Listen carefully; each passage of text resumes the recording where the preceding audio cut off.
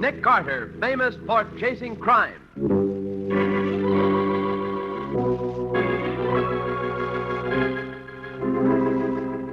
Every week at this time, two great names are joined. One of the most resourceful and daring characters in all detective fiction. Nick Carter, Master Detective.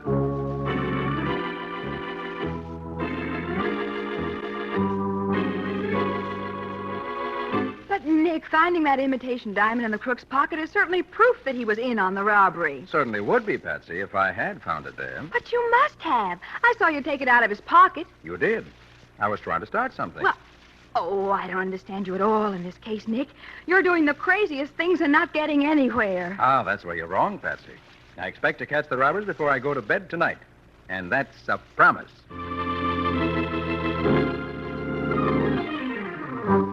Now, the case of the Imitation Robbery. Today's exciting adventure with Nick Carter. As our story opens, Nick and Patsy are in the jewelry shop of Nelson Stroud, talking to the proprietor. It is late fall, and there's a hint of snow in the afternoon air. The Jewelers Protective Association tells me you reported that you're being systematically robbed, Mr. Stroud. It must have been going on for weeks, Mr. Carter. So many of my best unset stones have been stolen. Then it wasn't from holdups, Mr. Stroud? Hold-ups? No. It was a lot slicker than that. Oh. You see, it's like this. Day before yesterday, Saturday, I happened to see an imitation diamond in the tray with a dozen or so real diamonds. So I became suspicious. Uh-huh. You say you just happened to spot the phony stone? Yes. So yesterday, Sunday, I came down to the store and checked through all the trays.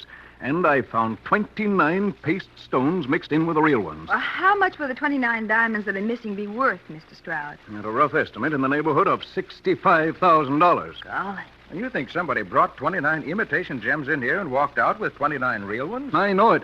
Well, how does it happen none of your clerks spotted the fakes? These fake stones are too good, Mr. Carter. That's the trouble. Here, look at this one. Why, Nick, that looks genuine to me. Yes. It is an excellent job, I must admit. Close inspection would, of course, reveal them at once. But about all the clerks do as a rule is to run their eye rapidly over the tray after serving a customer and check the number of stones before putting them away. Mm-hmm. Well, do you have any ideas how this substitution might have taken place? I don't think. I know. Some crook or gang of crooks has come in here time after time asking to see our unset stones and palm the real ones, leaving the fakes in the tray. Oh, but that would have taken weeks, Mr. Stroud. It couldn't be done too often. And even then, the criminal would be taking a long chance of not being recognized. But it must have been done that way. Oh, not necessarily. No, it looks to me as if the crook or crooks had inside help in this. Nonsense. All three of my clerks are fine men with good references. That remains to be seen. Show me what you have here in the store in the way of burglar alarms. Of course. You see, there are counters on each of the three sides of the store. Each counter has an alarm buzzer under it, operated by pressing a button with your foot. Then the vault, where the unset stones are kept, has a special alarm on it. Well, how is that operated, Mr. Stroud?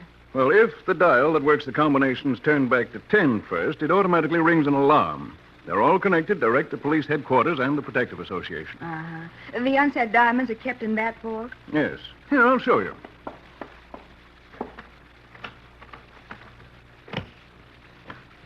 There. You see, this vault is filled with little trays, only about an inch high. Each tray is numbered to identify the different grades of stone. Oh, golly, Nick, look at that. There must be 100 trays in there. Just about. Mr. Stroud, I think I have a plan that'll test the reaction of your clerks. Tomorrow afternoon should be a good time. I'll let you know definitely the exact hour because I'll need your cooperation. Of course, Mr. Carter. What are you planning to do? It's a little unconventional, but it's been done before. Now, here's the plan. About 4 o'clock, I'll send Miss Bowen here to see...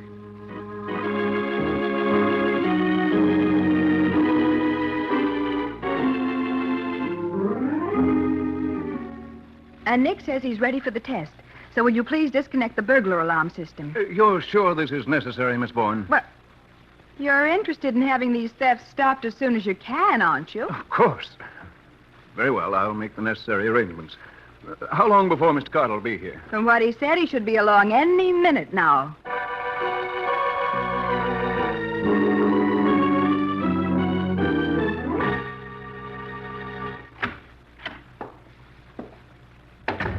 Something I can do for you, sir?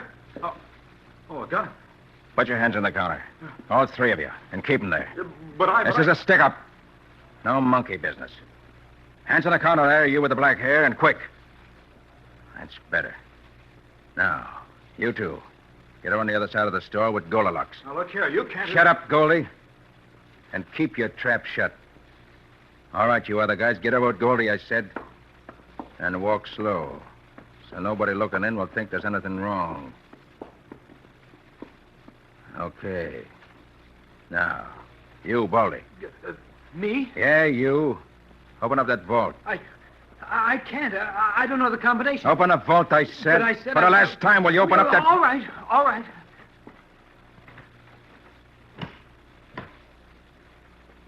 Now, haul out all those trays so I can get at them. Wait a minute, Baldy. Don't be picking out just a tray with the cheap stones. I want them all. Yeah, all right. Okay, that's enough. You can put them back now. What? But All right, Mr. Stroud. Well, Mr. Carter, I hope you learned something. Yes, all three of your clerks passed with high marks, Mr. Stroud. Baldy here turned the vault dial the wrong way, which would set off the alarm. The other two stepped on their alarm buzzers. I watched their feet. Then if the alarms had been connected, there would have been 3 separate alarms rung in headquarters, Nick. Right, Patsy. Oh, by the way, Mr. Stroud, you better connect the alarm system again, just in case. Mr. Stroud, what's been going on here? I don't get it. This is Mr. Nick Carter of the Jewelers Protective Association. He just wanted to be sure you boys were on your toes in case of real trouble. You through now, Mr. Carter? All through, thanks. Then let's get back to my office. You can put the trays back, boys. It's all right. This all seems very silly to me, Mr. Carter. Did you really learn anything from that little stunt? I did. Who's the young fellow with the blonde hair? That's my nephew, Bill Devlin. And the middle-aged man with the bald head? Well, that's Arthur Ryan. Been here for 6 years. Darn good clerk. And who's the good-looking chap with the black hair slicked down so neatly? Chap by the name of Robert Hill. He's new here, but as far as I know, he's absolutely okay. I called the firm he's been with, and they gave him excellent references. Maybe so. But he instinctively reached for a gun and a shoulder holster when I first drew my guns. Nothing against him yet, of course, but I'd keep an eye on him. Well, maybe he's used to having a job where he needed protection, Nick. Entirely possible, Patsy. I wouldn't want to say until I knew more about him. You said yesterday you thought this was an inside job, Mr. Carter. Well, I think now that you're wrong. What do you mean, now? I'll show you. Here. I found this under the silverware counter this morning. That's so. Well, Well, what is it, Nick? wad of chewing gum, Patsy. And there's a diamond inside it. Diamond in a hunk of chewing gum? Yes, it's an old game. Crook comes in, palms an unset stone, and when the clerk's not looking, sticks the stone to the underside of the counter in the chewing gum. Huh. Then, a few days later, he comes in, scrapes the gum off, and walks out. That way, if the stone's missed when he steals it, he can submit to a search and there's nothing on him. And I bet that's how all 29 of my stones disappeared. It's possible, Mr. Stroud, but I doubt it. I still think it's an inside job. And I'll tell you what... Uncle Max. Uncle Max, you said to let you know if anybody I'd seen before came in to look at unset stones. That's right, I did. Why? Well, there's a man out there now who's been in at least twice before. Ryan's waiting on him.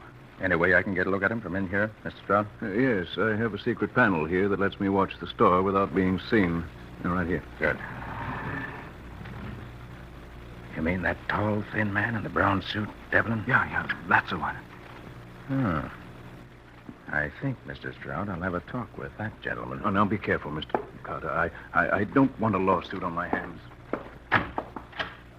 Well, Morgan, interested in diamonds? Huh? Oh, Nick Carter. Mind stepping into the office a minute, Morgan? I'd like to have a word with you. Look, why don't you mind your own business, Carter? I'm minding mine. I'd like to help you, mind yours. This won't take but a minute. And I think you better do as I suggest. Okay, Copper. If there's any funny business, I'm telling you. Save it, right... Morgan. Right in here. Look, I don't know what right you got to drag me in here like this. A lot of diamonds have been taken out of this store lately without being paid for. You've been in here several times to look at unset stones. So I just want to see if any of those stones have stuck to your fingers. Wouldn't be the first time. Why, you cheap tooth. Now, look here, Carter. We simply can't go We searching can in this customer- case. Morgan's long record at headquarters makes me very suspicious. All right, stand still, Morgan, while I see what you have in your pocket. I'll sue you for this. I'll sue the store, too. See if I don't. Well, what's this? Huh? Here in your vest pocket. A diamond. So he is. I never saw that before. I swear. Now, will you confess, or must I I never take it saw down? that before. Look, there's something wrong, I tell you. Yes, something is. Let me see that stone. Certainly. Here you are. I thought so. It's a fake. You're sure? Of course I'm sure. And I still say I never saw that thing before. But it don't make no difference now, see? You can't arrest a man for having an imitation diamond in his pocket. No, Morgan, you're quite right. You can't. You can go now. I'm going fast enough, but I ain't through with this. I'm going to sue this store. You'll hear from my lawyer later. But you can't let him go like this. Genuine or imitation. He's at the bottom of this. Yes, I think you're right, Mr. Stroud. Then why did you let him go, Nick? Finding that imitation diamond in his pocket is proof, isn't it? Well, yes, it would be if I'd found it there. Well- What? You mean you didn't? No, I put it there and then pretended to find it. What? The fake stone Mr. Stroud showed me yesterday. I hope you know what you're doing, Mr. Carter. This is all Greek to me. Yes, Nick. What in heaven's name are you doing? Playing games? Why, Patsy, you know me better than that. Well, I thought I did. Oh, by the way, Mr. Stroud, didn't you tell me none of your clerks knew of these thefts? That's right. I left the fake stones in the trays where I found them. Well, if you were so sure this wasn't an inside job, why didn't you want the clerks to know about the loss? Well, you see... Well, it was really only when I found that wad of chewing gum under the counter that I finally decided it was an outside job. I see. Well, in that case, I believe I'll search your clerks before they go home tonight. What? May turn up something. What time do you close? 5:30, but I... 5:30 now, or 5 o'clock now, rather, so I guess I'll wait, if you don't mind. I don't like it, but I guess you'll do it anyway. Go ahead, wait if you want to. Better take your overcoat off, Nick. It's pretty warm in here. Thanks, Patsy. I'll do that. Might as well be comfortable as we can while we're waiting.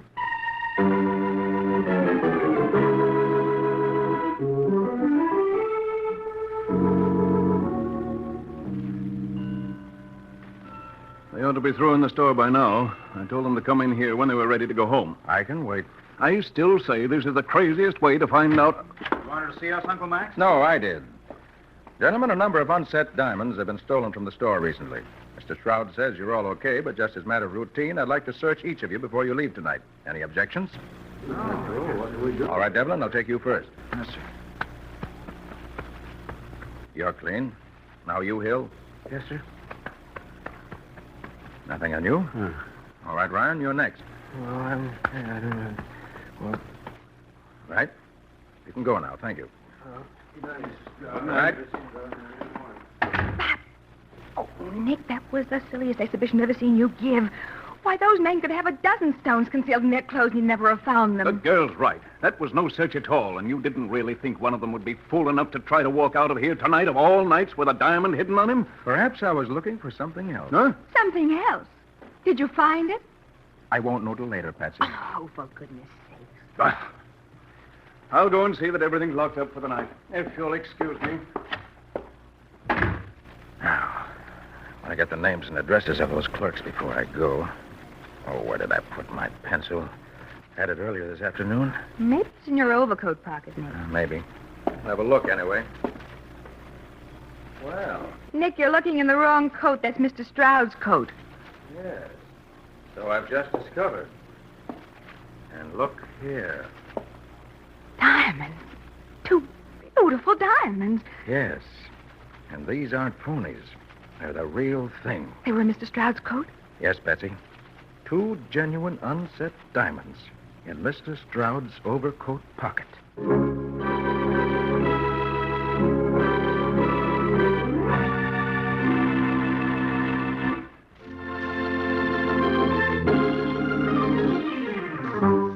Now back to the case of the imitation robbery. Today's exciting adventure with Nick Carter. It's a few minutes after Nick found the 2 real diamonds in the overcoat pocket of Mr. Stroud, the jeweler, and Stroud has just returned to his office and is locking up the store for the night. Anything else, Mr. Carter? If Oh, not... yes, just one more thing, Mr. Stroud. Will you give me the addresses of your 3 clerks? There they are on that phone list. Oh, yes. Copy them down for me, will you, Patsy? Of course, Nick. And will you let me look in your vault once more before we go, Mr. Stroud? I suppose so. But I'd like to get home sometime tonight. You'd like to stop the robberies, too, wouldn't you? Naturally.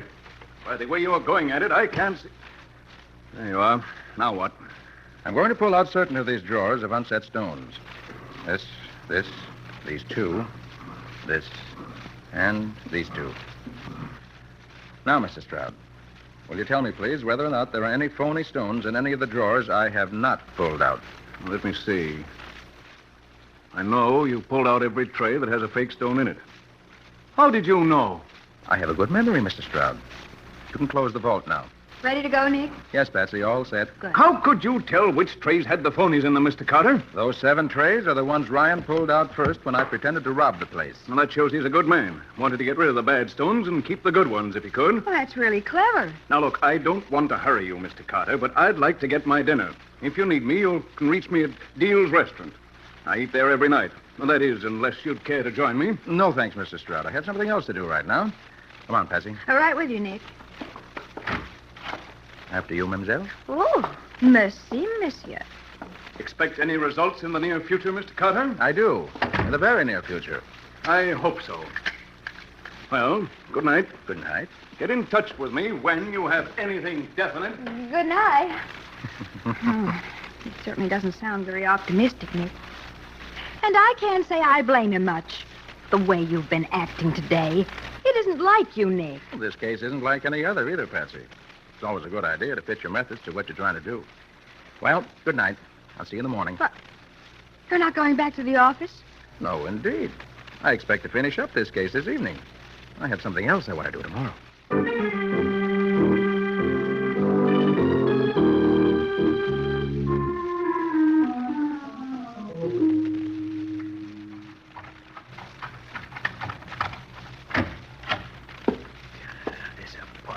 Mine is the darkest hole. Wish they'd put that doggone light switch Don't where turn I on can... the lights. That you, Morgan? Yeah. Gosh, you gave me a scare. For a minute, I thought you were a Cop? So you're getting scared at last, are you? It's about time. Been trying to tell you we can't keep this up forever, but no, you knew it all. Now look where we are. What are you doing here? Why'd you come here to my apartment? I came here for my share of the ice. I'm through. Washed up. After what happened in Stroud's office today, I ain't sticking around. What did happen? That copper, Nick Carter, searched me. But so what? He didn't find anything, did he? That's the beauty of the way we got this racket fixed. They can search any time they like and find nothing. Yeah, you know so much, Ryan. Carter did find something. What? He found a fake diamond in my vest pocket. You blundering fool. Why the devil did you have one of the I phony... didn't have it. Carter planted it on me. I was framed. Framed? Why? I don't know. But I do know he wouldn't have framed me if he wasn't on to me. From now on, I'll be watched like a hawk, so I'm leaving town on the first train out. Anybody follow you here? Not a chance. A bloodhound couldn't have trailed me the way I came here. And I climbed up the fire escape in the back, and I got in through the kitchen window. And I ain't had a light in here either, in case somebody might be watching from the next door roof, maybe. I hope you're right, Morgan. Don't worry. You're in the clear. But I ain't, see? So I'm getting out of here as soon as I get my half of the stuff. Can you find it in the dark? Sure.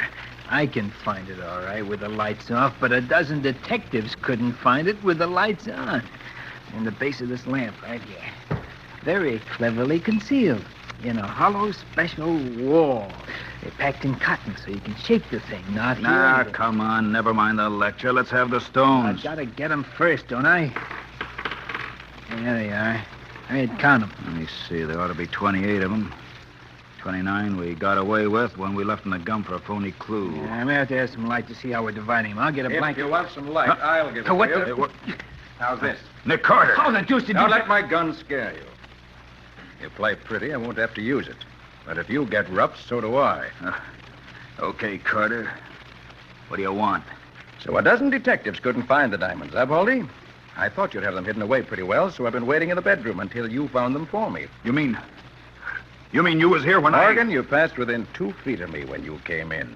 I wish I'd have known you was here. I don't doubt it. Well, boys, that was a very interesting conversation I heard you two having. You can put it in writing later when we go down and see Sergeant Matheson. He'll be very happy. Get him, Ryan. Oh, you want to play it? All right, Sergeant. Come on, boy. Watch yourself, Morgan. All right. I didn't want to shoot you guys if I didn't have to. And it looks as if I didn't have to.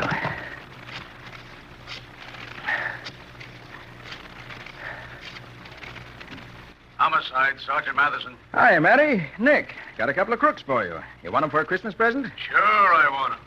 Tell me more, Santa Claus. Tell me more. All right, send a squad car up to 1753 North Garvin Street.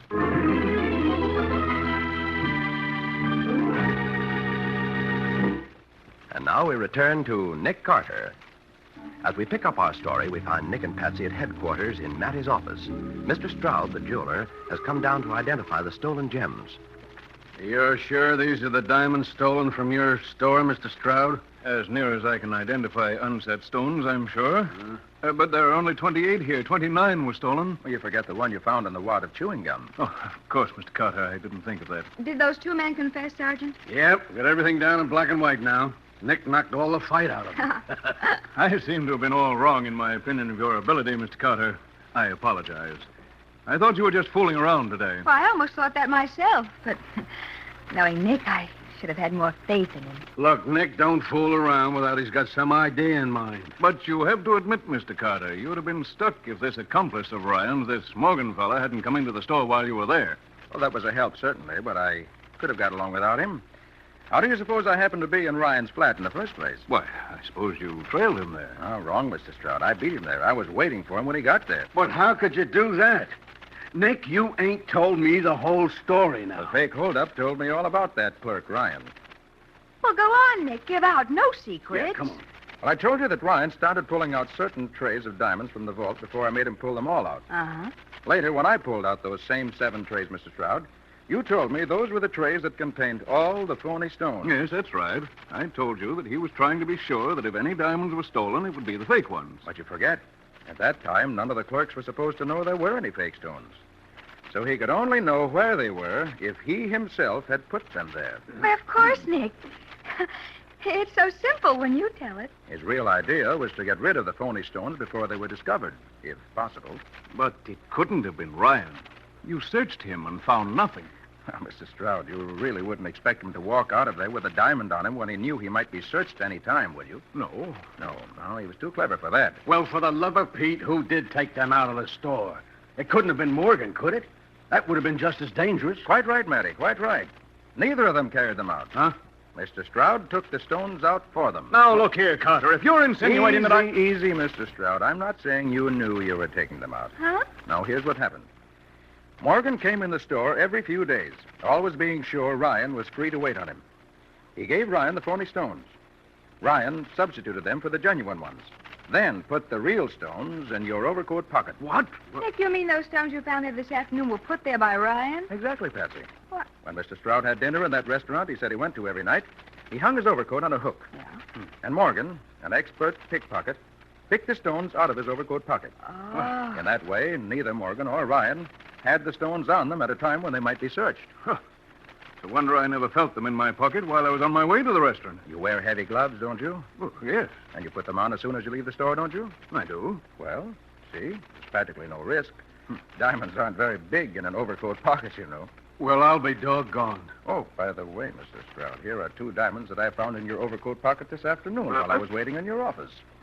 Morgan must have been surprised when he searched your pocket for them tonight and didn't find them. Well, thanks, Mr. Carter. You seem to have taken care of everything. If Morgan hadn't waited to try to get those diamonds from you as you left tonight, I might not have been able to beat him to Ryan's rooms. But he did. And I did. There's one more thing, Nick. You said when you held up the store that Ryan turned the dial on the vault the wrong way so as to set off the alarm. Well, why should he do that if he really wanted the fake stones stolen? Patsy had nothing to lose. He knew the other 2 men had already pressed the foot buzzers and sounded the alarm that way. And it was safer for him to do it the way he ought to in case either of the other clerks was watching him. Oh, I gotta admit it, Nick. You're a wonder. I suppose you planted the fake stone on Morgan like you did so as to put him on his guard and start him worrying, huh? That's the answer, Matty. Oh. There's an old saying, you remember. When thieves fall out, honest men get their chance. Yeah. Well, these 2 thieves decided to fall out when they saw what was up. And Mr. Stroud, an honest man, gets his diamonds back, which is as it should be.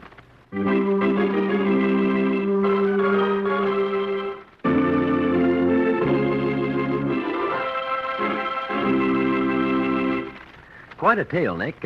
What happened to Ryan and Morgan? They were brought to trial, Bob, and sentenced to spend many long years behind bars. And believe me, they'll be a lot older than they are now when they get out. I'm glad to hear it. But what about the clerk who reached for his gun during the fake holdup? Did you ever find out about him? Oh, yes. It seems that he used to be in the state police out west when he was younger. Really very simple when you know the answer, as Patsy says.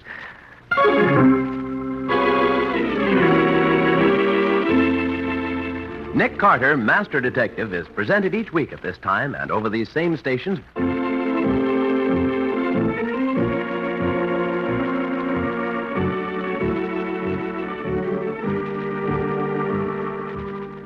Nick Carter, Master Detective, produced and directed by Jock McGregor. Lon Clark is starred as Nick, with Charlotte Manson featured as Patsy. Matty is played by Ed Latimer. Script is written by Jock McGregor. Original music is played by George Wright. This is Bob Martin.